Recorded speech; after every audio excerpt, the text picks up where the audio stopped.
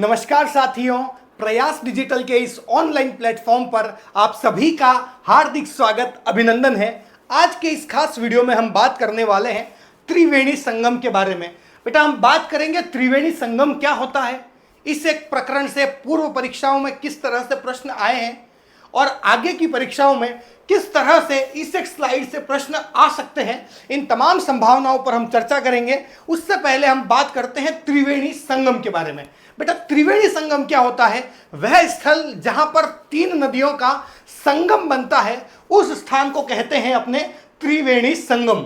सबसे पहले बेटा अपन बात करें त्रिवेणी संगम के बारे में, तो अपन यहां पर चार त्रिवेणी संगम को पढ़ रहे हैं। पहला है आपके रामेश्वरम, दूसरा राजमहल, तीसरा बिगोद, चौथा है बेणेश्वर।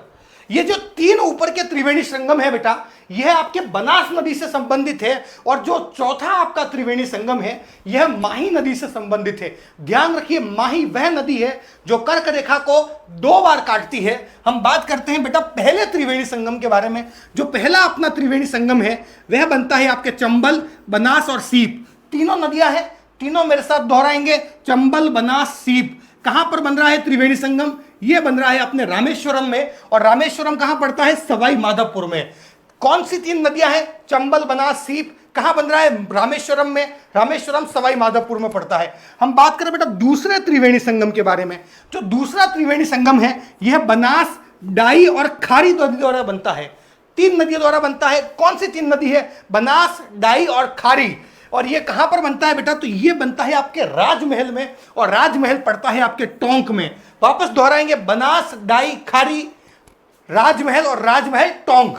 हम बात करें बनास, बेड़च और मेनाल।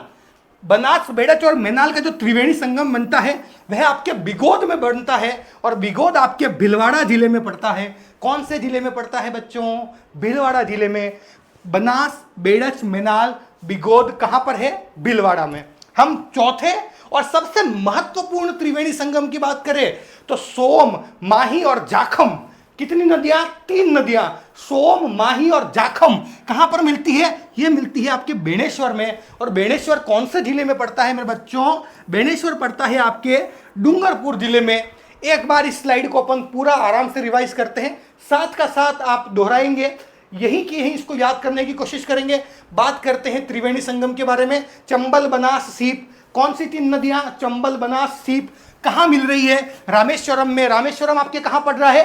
सवाई माधवपुर में। हम बात करें बनास, खारी और डाई। बनास, डाई, खारी। बनास, डाई, खारी कहां पर बन रहे हैं? राजमहल में। और राजमहल कहां पड़ता है? आपके टोंक में। हम बात करें बनास, बेड़च, मेनाल। बनास, बेड़च, मेनाल कहां बन रही है? बिगोद में। बिगोद कहां पड़ता है? भीलवाड़ा में। बात करें सोम, माही, जाखम के बारे में। किसके बारे में? सोम, माही, जाखम के बारे में। कहां बन रहा है? बेणेश्वर में। और बेणेश्वरम कौन से जिले में पड़ता है आपके बेणेश्वर?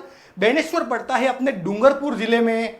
मैं उम्मीद करता हूं यह वीडियो आपकी प्रतियोगिता परीक्षा की तैयारी को मजबूत करेगा, आपकी तैयारी को धार देगा। इसी तरह के और वीडियोस के लिए प्रयास डिजिटल को सब्सक्राइब करना ना भूलें। अगर पहली बार हमसे जुड़ रहे हैं तो सब्सक्राइब के साथ साथ हमारे टेलीग्राम चैनल पर भी जुड़ जाए, जहां पर आपको मिलेंगे प्रतियोगी परीक्षा संबंधित सभी नोट्स पूर्णतः निःशुल्क, और आगामी परीक्षाओं की जानकारी भी हमारे टेलीग्राम चैनल पर आपको मिलती रहेगी। तो आज ही जुड़िए टेलीग्राम और यूट्यूब के माध्यम से प्रयास डिजिटल। तब तक के लिए हंसते रहिए, मुस्कुराते रहिए और पढ़ते रहिए। जय हिंद, जय भारत, वंदे मातरम।